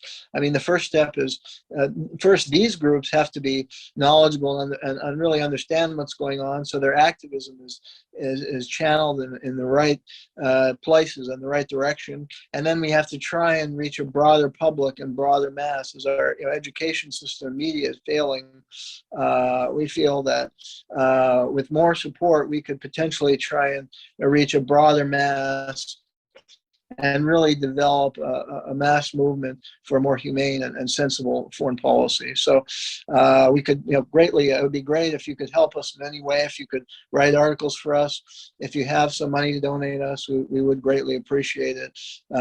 So you can go on our website. There's www.covertactionmagazine.com, and you can see where you can subscribe. And we have a very moderate subscription. If you're on a tight budget, for $25 per year, you get a full subscription to our magazine, and that $25, the more people subscribe, that really helps us, keeps us in business. So we greatly appreciate if you could subscribe, or if you have more money at your disposal and can give us a donation, that would be greatly valued. And if you can help us as a writer, because we'd like to, again, broaden our coverage, and people may be able to write articles or may have specialized knowledge on different countries, please get in touch with me. My email again is jkuzmarov2, JKUZMAROV2 @gmail.com. All right. Thank you. I've put the link in the chat, and I'll add your email to the chat as well. Aidan, Jonah, editor-in-chief of the Canada Files, is also going to just take a few minutes to tell us more about the Canada Files. Go ahead, Aidan. For sure, thanks. The Canada Files was founded 3 years ago with one goal in mind: do what other Canadian media won't, uncompromisingly challenge Ottawa's vicious foreign policy. We recently celebrated our 3rd anniversary and are the only media outlet in Canada dedicated to coverage of this nation's foreign policy.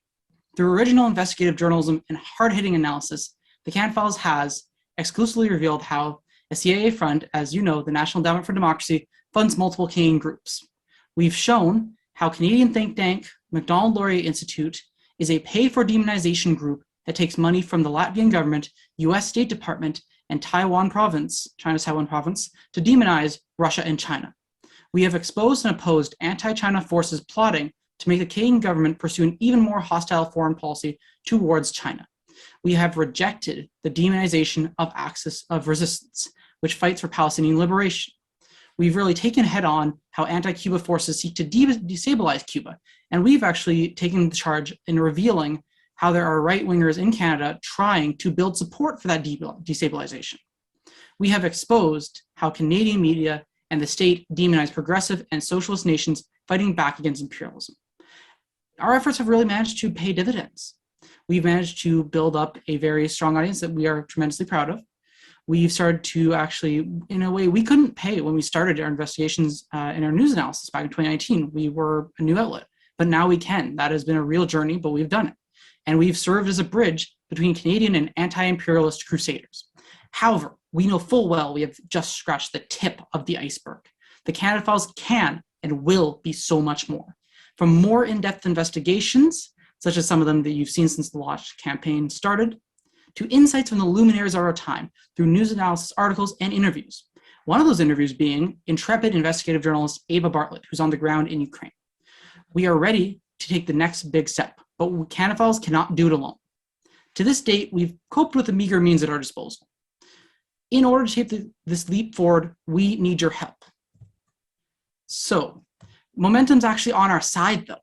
That's a really good news for us, because the Canada Files has gone from 691 Canadian per month all the way up to 1,073 Canadian. That's nearly a $400 per month jump in support since last Tuesday morning. It's only been a week. With your support, the Canada Files will release more original investigations, release more hard-hitting analysis, engage in more collaboration with our contemporaries, and have more flexibility that'll help us move on massive stories in a flash. I also want to mention that Ali Abunimah, the director of Electronic Intifada, a fierce defender of Palestine and a journalist who does critical work in exposing Israeli apartheid, he actually financially supports the Canada Files journalism, and he promoted our fundraiser. He fully endorsed it. So I just want to end off with this message, really. We have reached a critical point in history. The world is entering a period of upheaval that few of us, especially my generation, have witnessed in our lifetime. Canadian people deserve a voice on their side. As Canadians that are in here and everyone abroad as well, we hope you will join us in exposing the brutality of Canadian imperialism. To support our work, Allison will put the donor box link below. Each donation we get is another fight and another step in helping us do the original journalism that gives movements around the world and in Canada as well the information, the content, and new context. And of course, we do many access information requests, so we tend to pull stories that, simply put, with all due respect, you cannot get anywhere else. So, like I said, if you want to support our work, the link is in the chat below. And as I mentioned before, submissions are welcome. We can pay for both articles and investigations. So we're happy for new submissions. Thanks for hearing me out, folks, and consider donating to the Canada Files. Thank you very much, Aidan, Jonah, and Jeremy Kuzmarov as well. Again, those links are in the chats.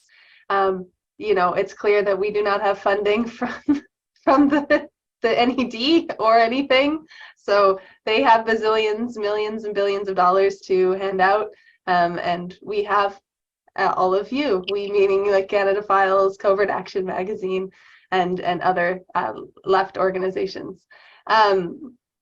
So I wanted to next invite our final panelist for tonight. It is Arnold August. Arnold is a Montreal-based author of 3 books on US, Cuba, and Latin America. He is a strong critic of Canadian foreign policy toward Latin America since the 2001 Summit of the Americas in Quebec City. As an award-winning journalist, he publishes in English, Spanish, and French on several continents and collaborates with, among others, Telesur TV, Cuban TV, Press TV in Iran, Radio Sputnik in Washington, D.C., and Friends of Socialist China. He is a member of the International Manifesto Group, the General Gathering in Support of the Choice of Resistance, which is Palestine and Beirut, and the Black Alliance for Peace, Solidarity Network in the U.S. In 2013, he received the Felix El Musa Award from the Cuban Union of Journalists. In 2017, he was awarded the Cuban Friendship Medal. He is a contributing editor and advisory board member for the Canada Files. Welcome, Arnold. Thank you very much. How about thank you very much, can you please put the title up of my talk? And while you're doing that, I'll just like to thank Allison for that really good job being a host on this event, and as well as the two previous speakers. It's a hard act to follow. I really appreciate what they had to say. So what you see here, this is my topic. When I was discussing with Allison a few minutes before, informally, she said, wow, you're really taking someone on, in the sense of the sort of icon type figure in Canada as a social democrat. That is Naomi Klein. So let me go on to the main point. If you want to bring out the next slide, number 2.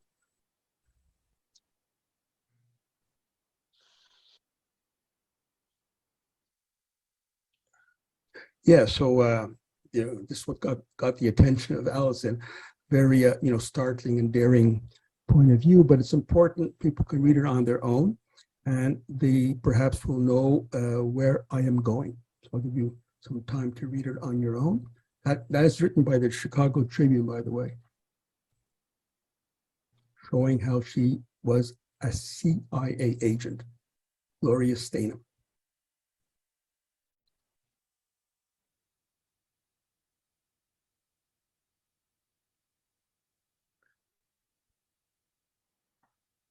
So I think one of the main things that we have to notice there is the goal of maintaining the ideological hegemony of the US narrative and steering people away what they call the Soviet, what really means any revolutionary alternative to the ideological status quo.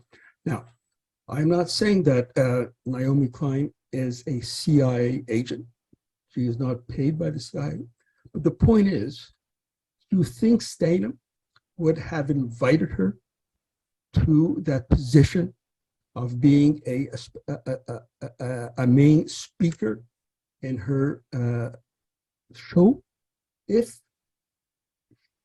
Naomi Klein did not fully support and propagate the CIA narrative, that is, to make sure that the people, whether it's in Canada or the United States or elsewhere, they do not move towards a revolutionary ideology in opposition to the status quo. No, and that's what they did. Now, of course, she's not a paid agent, but at the same time, having this important position as almost like an icon is very lucrative in terms of them easily getting positions in academia. For example, Naomi Klein, her husband, Avi Klein, is the son and grandson of the Lewis family, Stephen and David Lewis. So you have this whole Lewis family connected with Naomi Klein. Now the point is that this is almost like they're being built up sort of like icons that cannot be questioned. They cannot be criticized in any way. Pretty much what they did with Bernie Sanders before, or AOC. Now, for Americans have to know the New Democratic Party, that is what it's all about.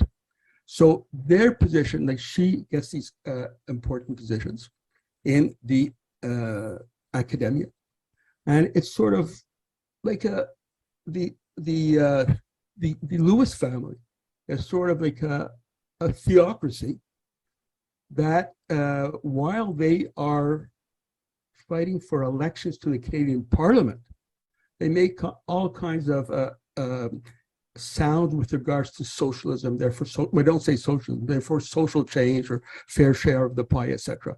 But they never got elected in the federal government. However, when they did get elected to the provincial government in British Columbia, that social democratic theocracy carried out state repression against the First Nations in British Columbia, who were defending their territory. And at the same time, this theocracy never paid any attention or respect to the apparel, what the Native people wear.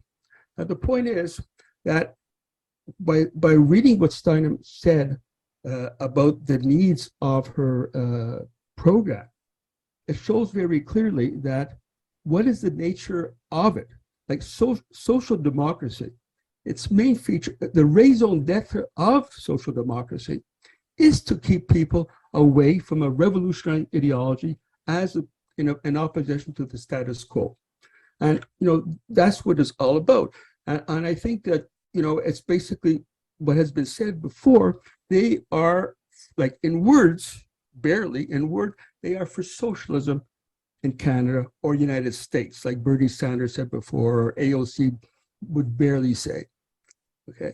At the same time, in foreign policy, they are imperialist, what we call socialist at home and imperialist abroad. That is a very important point. It is an important feature of social democrats, in our case in Canada, the NDP. Now, let us go to the next slide, if we can, number 3. Okay, this, by the way, is from her book, the Shock, the book, her main book, actually so well known for the, and you could read it for yourself.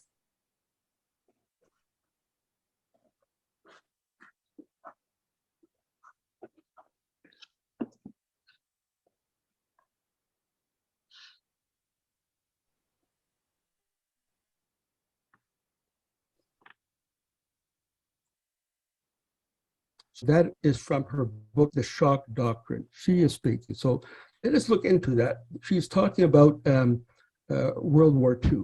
Now, if we look carefully in the period leading up to World War II, we know that the Western powers, the United States, Canada, England, they were much more fearful of the Bolshevik revolution of communism than they were of the Nazis. In fact, they were flirting with the Nazis, hoping that the Nazis would, in fact, attack the Soviet Union and destroy that model. That increasing number of people are looking forward as a way out of the capitalist system.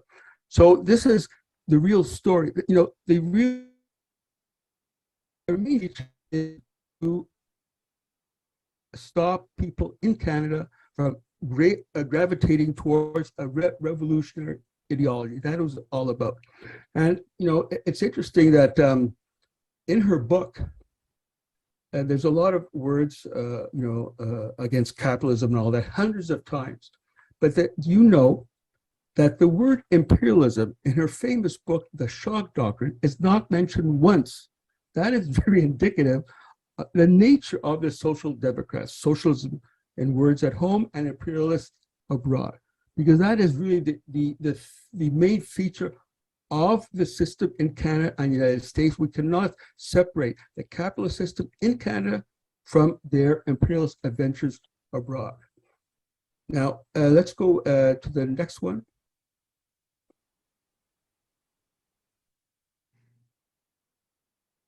Okay, this is what, caught by, I was just thinking, what should I talk about in this seminar today? So thankfully, Naomi Klein had this very provocative tweet that created a lot of chatter in the left-wing circles in Canada and the United States. Take the time to read it on your own.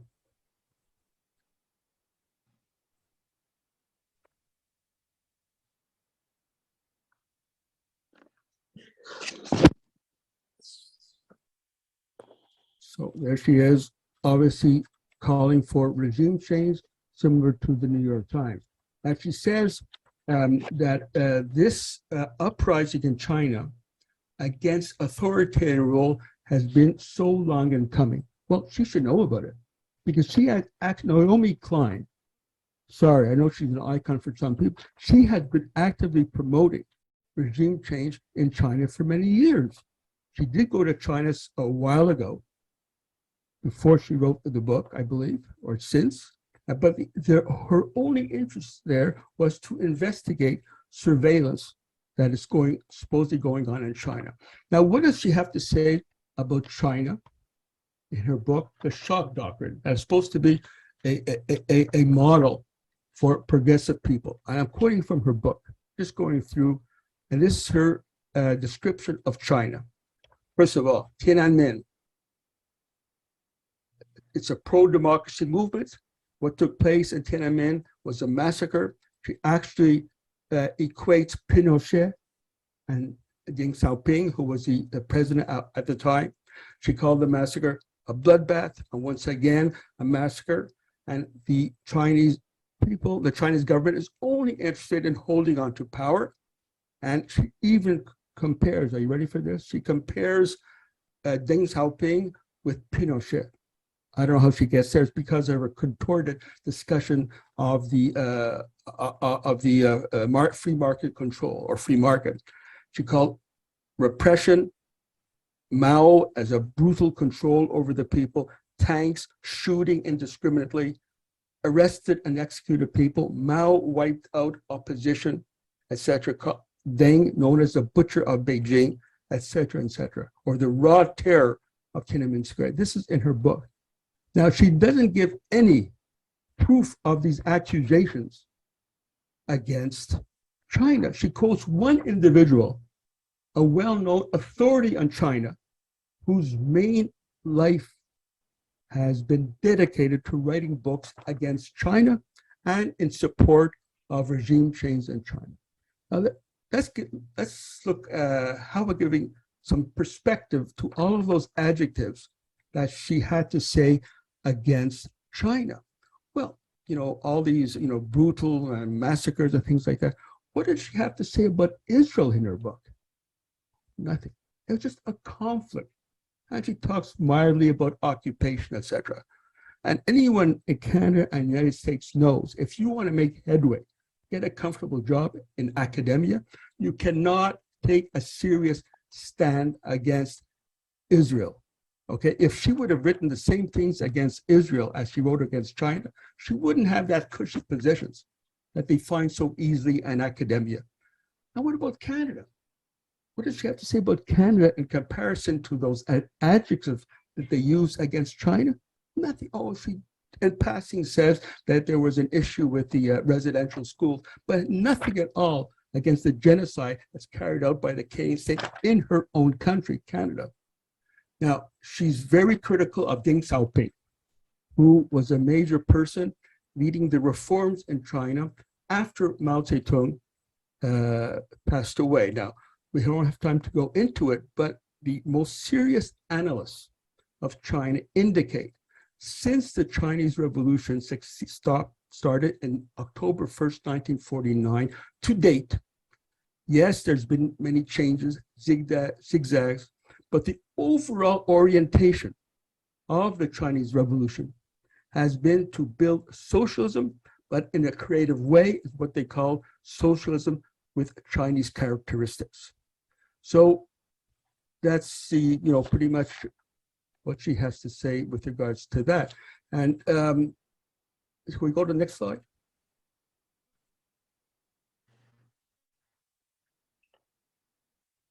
Okay, now this is an important, we have to get back to the China once again. We saw how she tweeted in support of the New York Times open call for regime change in China.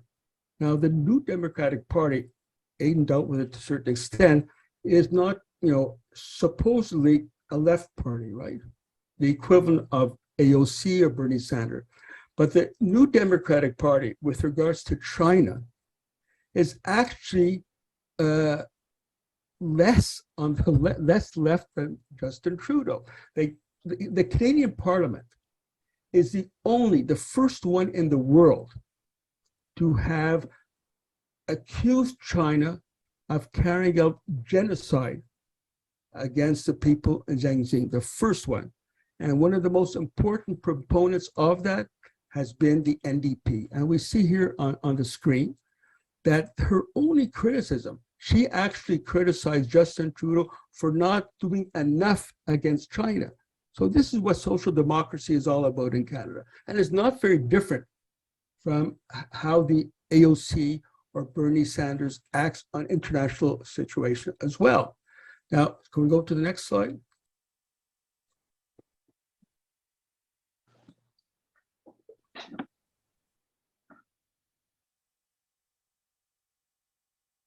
Okay, that's no, just not yet. Let's go back to take that. I'm not ready for that yet. So I just want to point out here, you know, what I would like people to take home this evening, especially Americans who are not familiar with the NDP, but also Canadians. While funding is important, open funding is important, the most important thing to evaluate is where different parties or actors stand on the ideological struggle that is taking place now on the world scale.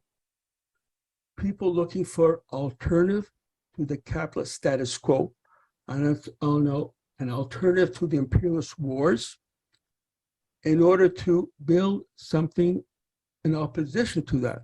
And the main role of the NDP is to stop that from taking place. And of course, when I talk about NDP in Canada, it's just not members of the NDP. We have to deal with the NDP and the adjacent organizations or press of the NDP, whose main goal is when the NDP looks too obviously to the right, they criticize the NDP, trying to move them to the left. But their main goal of the NDP adjacent organizations or press is to maintain the discussion around the NDP. Can we push them to the left? What are they doing wrong? What can we do to change the situation with regard to the NDP? But anything except fostering discussion, for example, as the Canada File does in Canada, and what CovertAction magazine does in the United States, anything except fostering discussion, an alternative to the capitalist status quo. And I think that if we could go away with this point, the important point of, like, I can never forget, like in Canada, you have the some of the so-called left, like Canada, United States is an imperialist country. Canada is an imperialist country, right? But Canada is a junior partner of the US in their common goal of imperialism on the global scale. Now, in the left, some people in Canada, unfortunately, see themselves as a junior partner of the left in the United States. And that, I think, is very dangerous. It's important that people in Canada, the left, that we do not look to the United States, the people in the left in the United States, to dictate to us who is left, who is revolutionary in Canada or not. I think that is an important point. And I would like to just mention one thing, and that is we're talking about the problem of control of the United States over Canada, infiltrating Canada, affecting its foreign policy.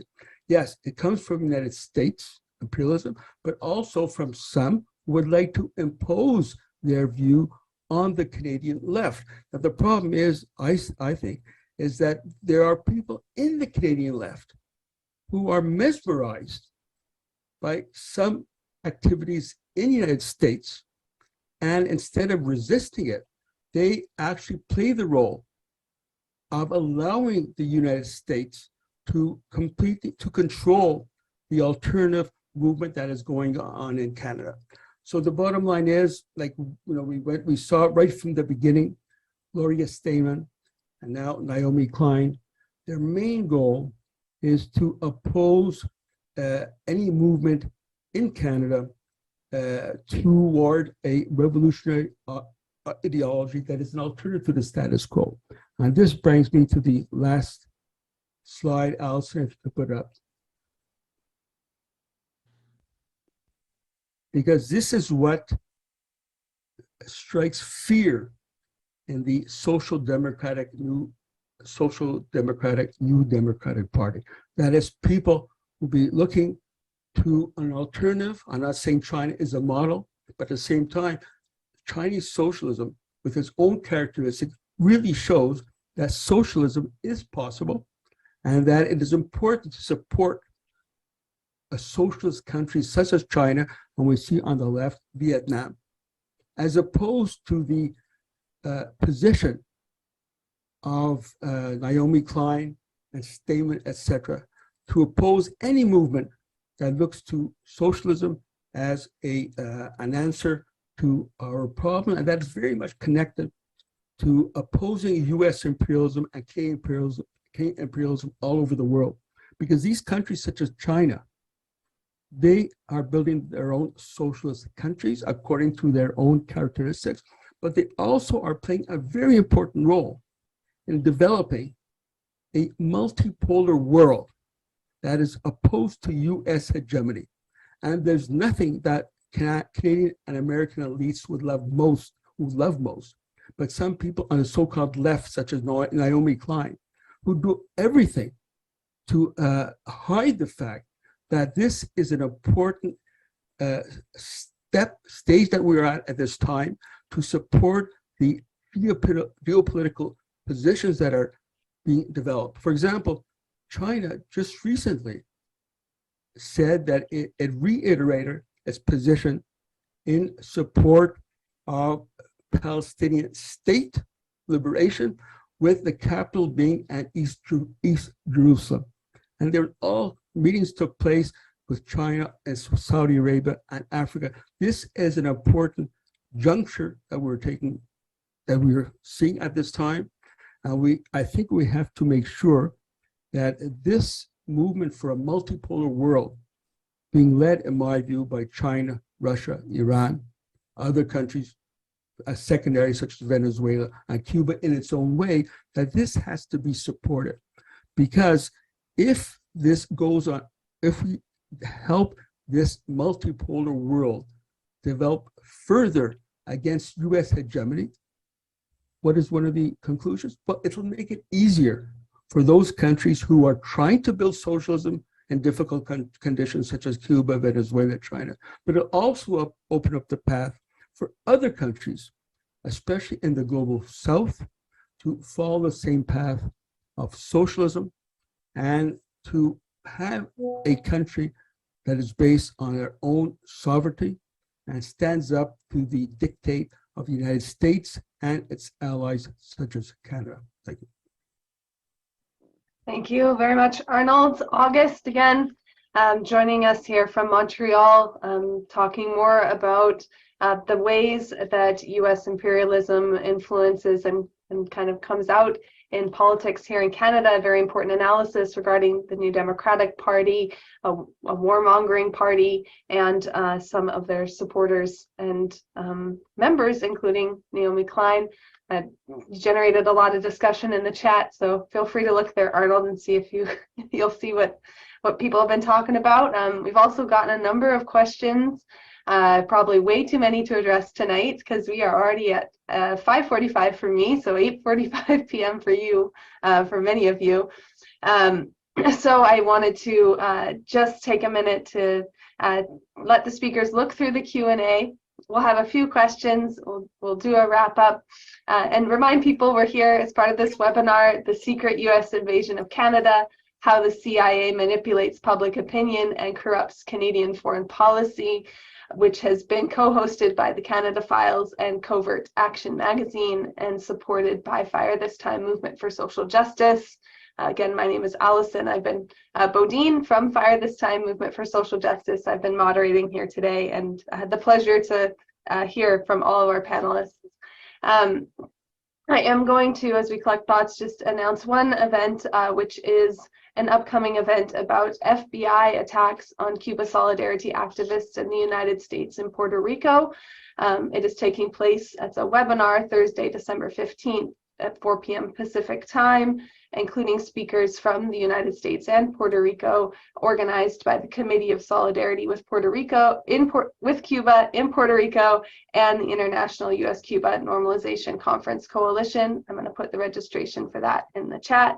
And also, I will repaste all of the links and social medias that you can follow for the Canada Files and others. And go ahead with our first question. I thought we'd start with the shortest question for Jeremy or anyone else, but we'll go to Jeremy first. Just some clarification about how the NED, the National Endowment for Democracy, is funded. That's a good question. I believe a lot of it is funded by Congress, as well as the State Department. But yeah, I'm not actually an expert on the ins and outs of that, but I know Congress has funded it, and I think every year sanctions its funding. Does anyone else have more information on that? Okay, we'll add it to the list. Sounds good. The next question is a bit more meaty, but I think has some points that could be addressed by any of our speakers here today. Wondering about, to Jeremy, it says, why do you think many left-leaning outlets are, as you've mentioned, not speaking out on the NATO war in Ukraine or the Western-backed coup and constant meddling, and aren't pushing back against the pivot to Asia, ? And for Arnold and Aidan, why do you think the anti-imperialist, anti-war movement in Canada isn't as big as it is in the United States or Britain, for that matter? Well, that's a very good question. I think some of it has to do with a general intellectual poverty. I mean, I think the education system is just terrible on this. I mean, I studied Russian history, but I think they teach that history in a way that demonizes Russia. I think most people, watch Hollywood film and they internalize, even those who consider themselves to be progressive or on the left, I think internalize this narrative that depicts Russians as the bad guys. And I think it's so deep that it penetrates even people on the left, and they may not even be conscious that they're doing it, that they're promoting a very biased narrative. I think you also have to look at the funding structure. I mean, that's one thing that will require more investigation. We don't know. I mean, I don't know if the NED is directly funding alternative media outlets, but there's a lot of suspicion that, like George Soros and other, they're getting their funding in some cases from foundation. Historically, the corporate foundations was the mechanism for the CIA to fund, because there's a long history of the CIA funding intellectual journals and sponsoring journalists and magazines. And I think this continues. And I think a lot of these outlets get their funding through foundation, through Soros.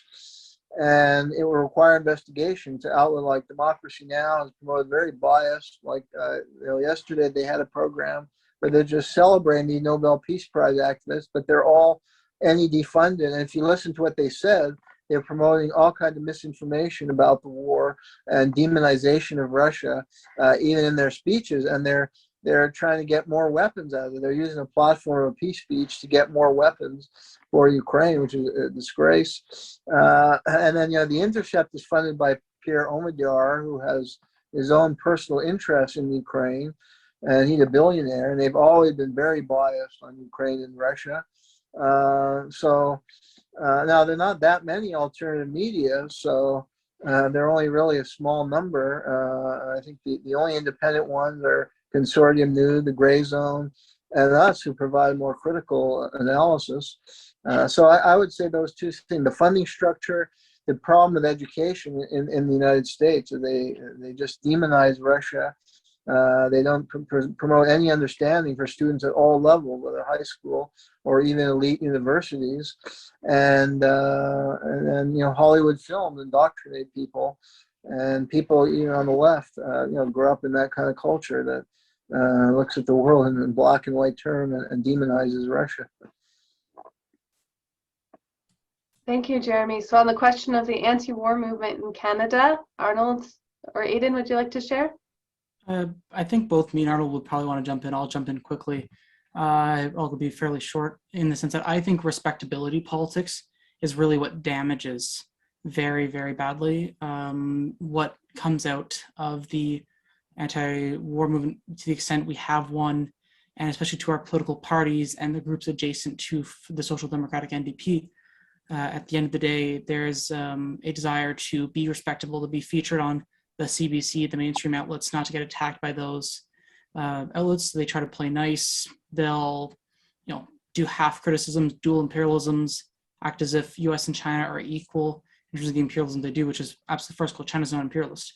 The U.S. is. And there's so many other narratives where it's just half-siding, both siding. They might take a decent stance on something, but they have to denounce the government At the end of the day, that's a major factor in the sense that a lot of the information sources, media in this country, and groups are very, very determined to play respectability politics over everything. And that means that they hide away from certain realities in hope of some sort of short-term gain, which will come for some, but actually if the majority doesn't even come. That's the basis of opportunism at the end of the day. It's the idea of the light at the end of the tunnel, but only actually a small amount of the opportunists even get it. So there's an irony to that sense. But overall, yeah, like if I'll just leave it there, honestly. Arnold wanted to jump in, so I want to give Arnold time, but that's my piece on the question.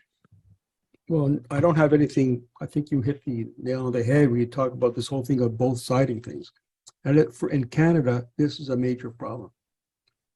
There's sort of a major effort on the part of the media to promote this position that in Canada, for example, on the question of China, to try and give the impression that one cannot support socialist China or China as a country trying to further develop its the multipolar world against U.S. hegemony.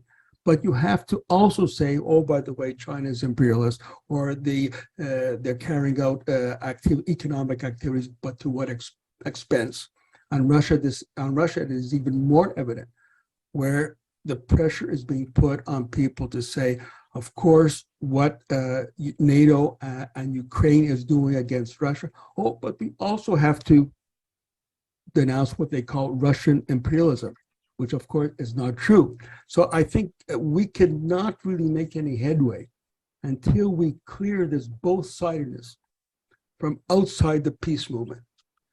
It's because it's a real cancer. In the United States, I think it's even worse to a certain extent because there are more groups there who are completely into this both-siding with regards to Ukraine. And, so I think we have this in common with the United States to oppose both-sidedness with regard to these issues such as China, such as Ukraine. Thank you, Arnold. A question just came in that I think is actually, oh, Aidan is here. Okay, we'll go to that one. We'll go to the another one directed mostly at Aidan and at Arnold. We'll let Aidan answer first. It says, there is no doubt that the US's propaganda system, its deep state from the CIA and the NSA, its semi-NGOs, USAID, NED, and so forth, influences heavily along with its corporate state media influences the perception or attitudes or policies of those in Canada, Australia, and elsewhere. But isn't this thesis letting Canada off the hook and playing too much into the hands of the old left nationalist argument that Canada is a colony of the US or the 51st state, or compared to Australia and Britain, the 52nd or 53rd state? Because Canada is a kindred spirit to the Anglo-American Empire, and we know how Canada's propaganda system works. It's similar to the US and all other capitalist settler colonial nations. So curious, anyone's thoughts? Aidan. Yeah, I'll jump in there. As I explained at the end of the speech that I gave, this point in the effort to reveal CIA influence in Canada is, not to diminish Canada as an imperialist colonialist nation. It's to emphasize how much it makes it even worse. And as I mentioned before, if CIA influence, if that battle is won and it's purged from Canada, still we will have a vicious political and economic elite that will have to be fought off so that Indigenous sovereignty can be respected and actually implemented in a serious way. That the idea of Indigenous sovereignty and fighting CIA interference in Canada are very much not, in conflict in the slightest. So, this I don't think it's not this left nationalist thing or an idea of good faith in the nature of the Canadian state. I think myself, Arnold, and other people in the Canada Files grasp what Canada is as a state. It's just that we don't view the CIA influence Canada and the fight for Indigenous sovereignty as contradictory issues. In our view, it's not. Arnold, would you like to add anything to that? You're on mute there, Arnold. not on that, but I have to respond to some of the chats with regards to my remarks on Naomi Klein on Israel and Palestine. Of course, from time to time, when the situation gets really complicated in Palestine, and we can see on our televisions, it's there to see what Israel is doing to the Palestinian people. They cannot hide it. It's so obvious. So at this time, people like Naomi Klein or the NDP, whatever, they would come out with some statements against Israeli occupation. But in my view, on the issue of Israel, there is the most important point for Canadians. Do you or do you not support the resistance, active resistance led by Iran, Hezbollah, Hamas, and the armed Palestinian fighters in occupied Israel against Iran? That is the question. There's no other, when the conflict takes place, what do we hear? Oh, Israel has the right to defend itself. So what do we progressive people have to say? Israel has no right to defend itself. It is a terrorist organization that has been put into place by the United States, the bloodiest country in the history of the world, and that we have to support all those who are fighting against Israeli occupation so that Palestine can have its own independent state. That is the main thing, not just some words from time to time, or BDS is very good, of course, but that is not going to break the back of Israel. What will break the back of Israel is a successful armed conflict against the Zionist entity. Okay, thank you, Arnold. So before, I think we're going to get pretty close to wrapping up and asking our speakers for their final comments. There's really too many questions to address, and but before then, there is a question here about the work of these NGOs within countries. So the question is, to what extent do these NGOs also foment internal regime change in the US or Western countries? Or is this done with different tactics? Do they advise governments to repress organic movements? Does anyone have any thoughts on this?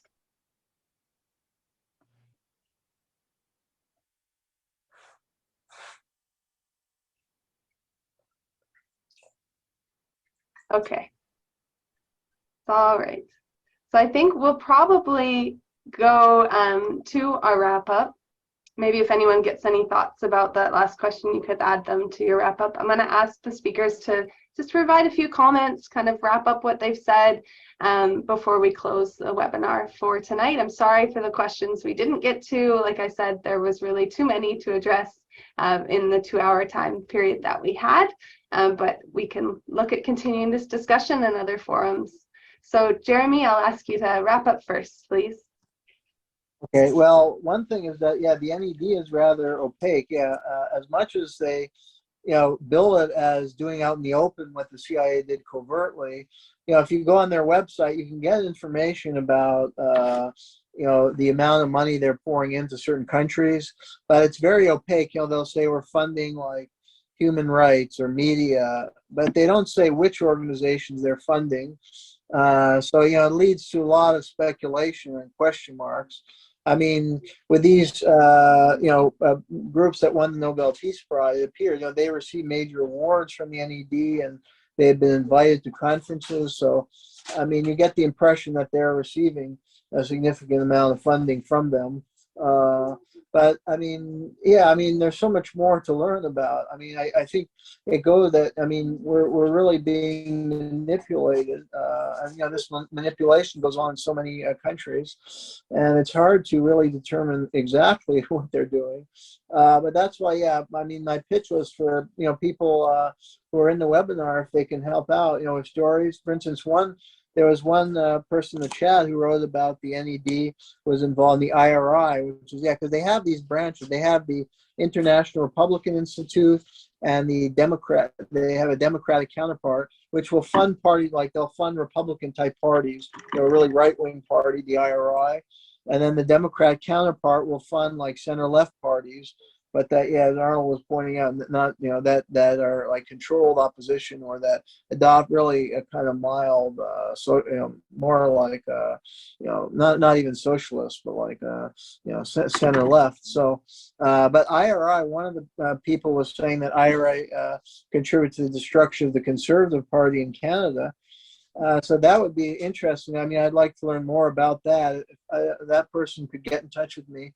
I didn't see the name, but if you can get in touch with me, and maybe we can collaborate on an article, because that would be very interesting.